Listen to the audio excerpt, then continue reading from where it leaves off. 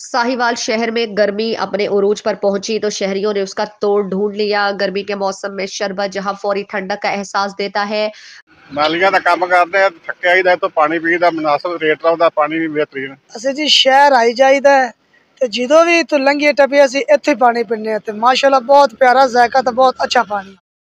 वहीं अपने मुख्तलिफ अज्जा के बदौलत सेहत के लिए बेइंतहाई मुफीद करार दिया जाता है।